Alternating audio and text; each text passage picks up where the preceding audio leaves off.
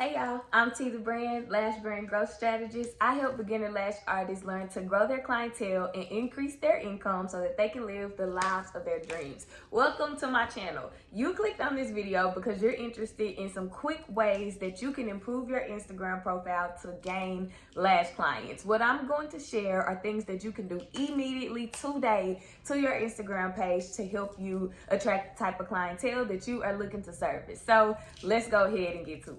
The first thing that I want to share some tips and advice about is your bio. This is the first thing that people see when they come to your page. Before they even scroll down to look at any of the content that you posted, they are checking your bio. That is like your electronic Instagram business card. And if the necessary things aren't in your bio, there's a great chance that the clients who would love to book with you and who you would love to service are looking for another artist because they're not getting simply what they need up front and quick. So the first thing that I want to talk to you about with your bio is your Instagram name. This is not the handle. Your name, that is the bold, I'm trying to pull it up, y'all.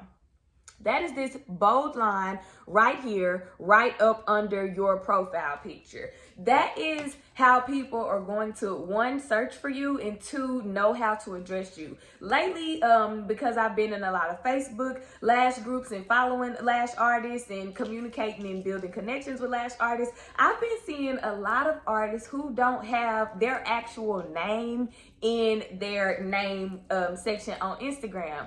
If people don't know how to address you, there's a great chance they're not even going to feel comfortable enough DMing you because they don't even know what to say. Hey girl, hey love, hey boo, hey. They want to be able to connect with you. They need to be able to connect with you. You need to be relatable so that they can see and understand that you're, a person and feel like they can connect to you. Before people will book with you for your services, they have to feel like they can trust you. That's another point for this video, but I'm gonna stick to the name on the bio. So when you create your name, you want to put your actual name so that people know what to call you, how to address you, and just have a name with a face. And then you also want to put what it is that you do, because when people are searching for lash artists on Instagram, they're not searching for your handle, which is the name of your page. This is what this is right here up top. That's your handle and this is your name. They're not searching Powerhouse Lashes by TTB when they're looking for a lash artist. They are putting in that search engine lash artist, Dallas lash artist. And if that is not in there, they are not finding you because you're not popping up. So in my Instagram bio, my name says T the Brand. And then also in my name, it has what I do. I'm a lash brand growth strategist, lash mentor. All of that is in there. So if you search for a lash mentor, I'm going to pop up in the generator on Instagram because it's a part of my name. So I would highly recommend that for your name on Instagram, you put what your actual name is or what you want people to call you, how you want them to address you, put your location, and put what it is that you do. If you have a business where you offer multiple services, put the service that you are trying to build the most clientele around there. So if you're an esthetician and your focus is lashes, because that's my industry and that's what I'm gonna talk about, and your focus is lashes, you would put on there T Dallas Lash Artist or T Dallas Esthetician if you're cool with them looking for you under an esthetician name. If you specialize in waxing, you want to put that in your name, Dallas Waxing, Dallas whatever. Make sure your area is in there because usually people are searching for that as well. And again, that goes in your name. And you can find this if you hit edit profile on your Instagram page. Let me try to get it up. If you hit edit profile, it's the first line right there in the in that section. And then you have right up under it is where you will put your handle, which is your actual @ name or Instagram name. The next thing that you want to make sure that you have in your bio is information that is valuable and useful to your consumers or your potential clients in your bio.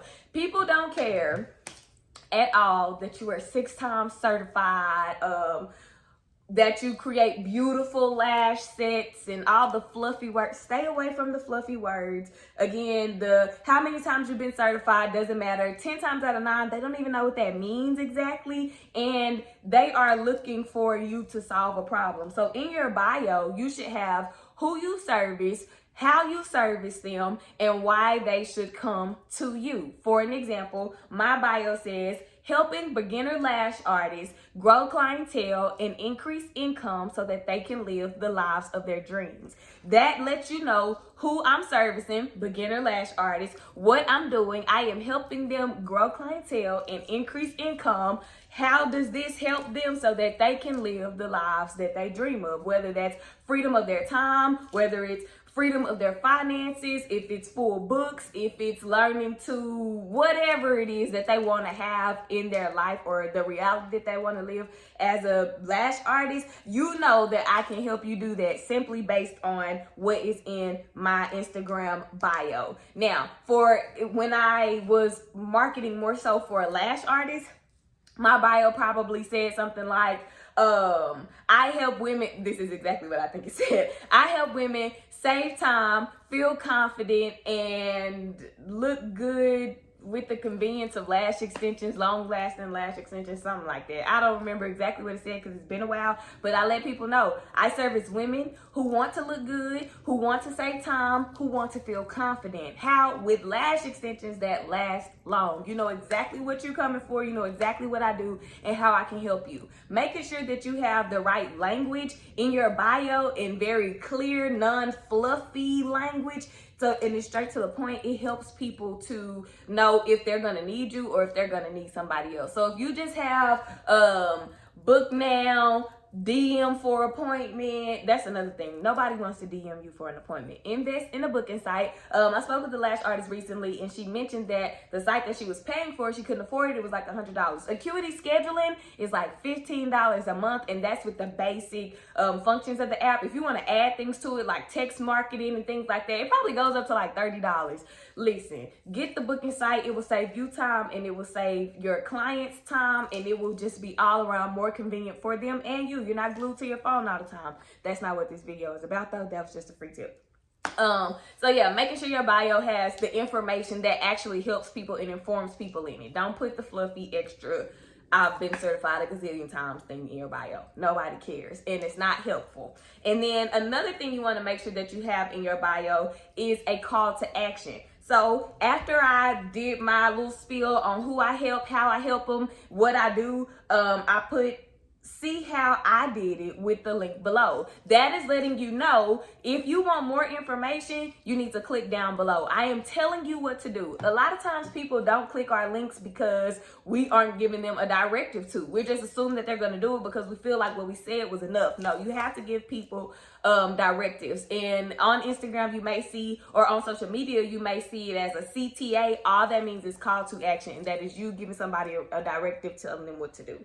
The next thing that you want to make sure that you have in your bio is your location. When I'm following lash artists, I'm trying to see where they at. Are you in my city? Can I come to you and get my lashes done?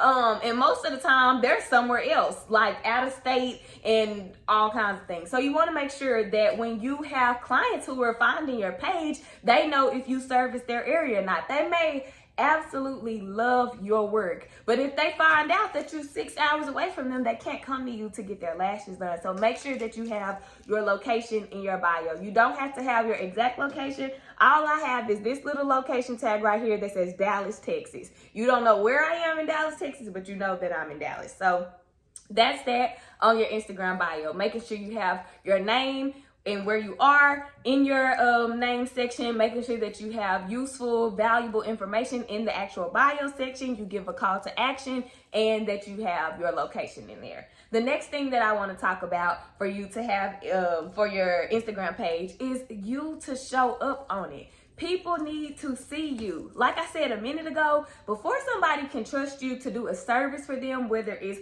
their eyelashes, makeup, their nails, their waxing, or whatever it is, they need to be able to feel like they can relate to you, that they trust you, the person, that you know what you're talking about. So it's your job to show up on your page. I know that talking on camera can be hard, it can be scary, but the more you do it, the easier it's going to become. I spoke with the lash artist recently, and I've been speaking with lash artists a lot because I'm doing these coaching calls.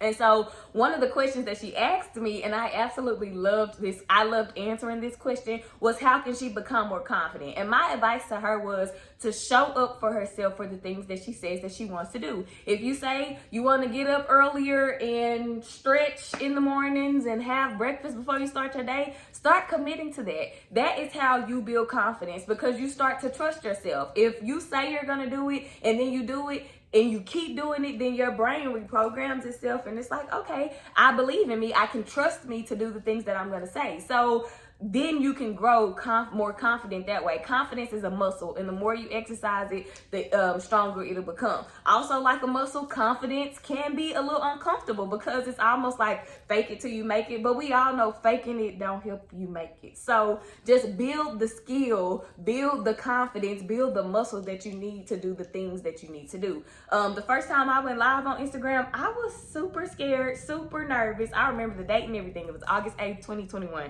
I was super nervous that nobody was gonna show up. I had about 7 to 9 people on that live, and it made me feel good. Even if nobody was on that live, I was still gonna talk and I was still gonna save it to my profile because I was trying to build confidence. I was trying to get used to showing up on my page. People need to hear how you talk. People need to see your mannerisms and how your body language is. Is that something that they can connect with and grasp? They need to hear the cadence in your voice. They need to see your personality. They need to know what you look like and who they're coming to. So it is very important that you start showing up on your Instagram profile. One of the easiest ways to kind of start getting into this is your stories. Use your story. Get on there, post a poll. One of the polls that I love to do is in the morning times. I'll post a quick little boomerang of me showing whatever I may have on for today, or showing me at my lash table. And I'll put good morning, good people, or hey y'all, hey, or something like that. And in the poll, I'll put different things like good morning, happy Tuesday, whatever. And people have the options to select whatever they want to select. That helps you with engagement, but it also helps people to see who you are, what you're thinking about when you're posting. So doing polls, doing quizzes, those kind of things do help you feel more confident on Instagram in your stories.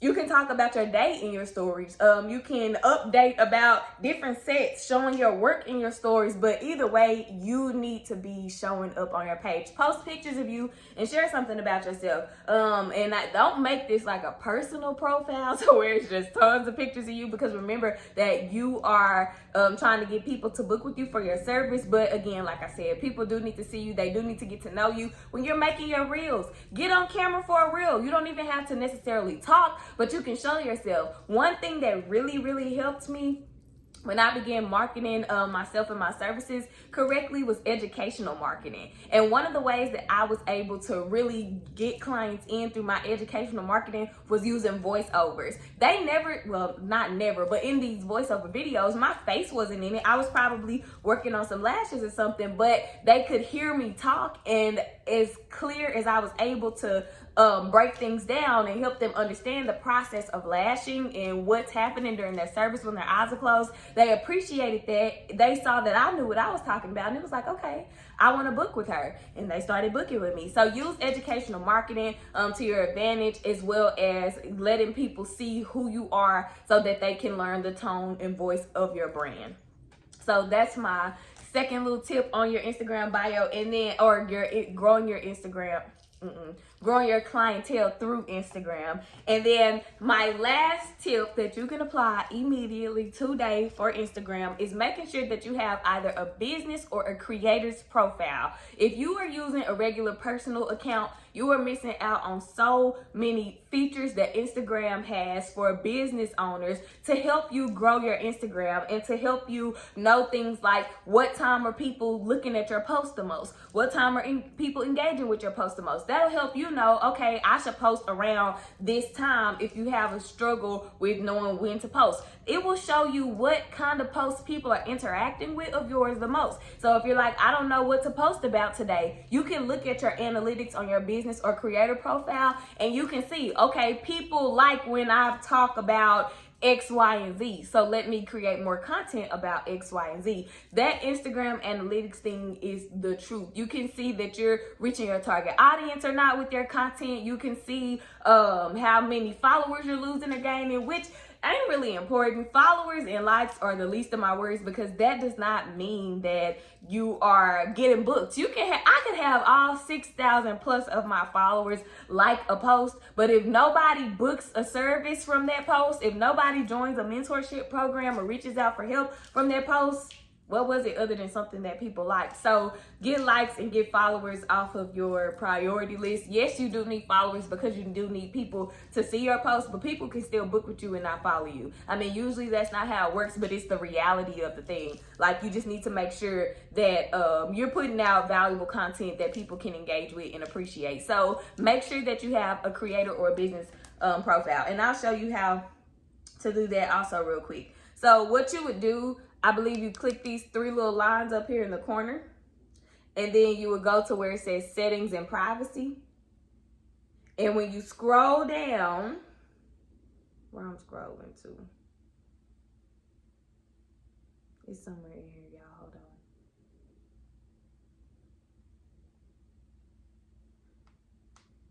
Okay, anyway, you can explore the app and figure it out, but it's in here somewhere. So if you have a personal page, you can change the personal account to a business or creator account. Personally, I recommend doing the creator's account, because when I've done the business account a few times, it doesn't give me access to like all the trending sounds and songs that are on Instagram, and it gives you like generic stuff, instrumentals and stuff. So, but you still get the same analytics and features with the business versus the creator's profile. So I say go with that account type. Y'all, that is all that I have for this video. I hope that it was helpful. Make sure that you go and apply those tips today if you don't already have them in place. That way you can attract the clientele that you want and grow your lash money. That is all that I have for this video, and I will see y'all in the next one.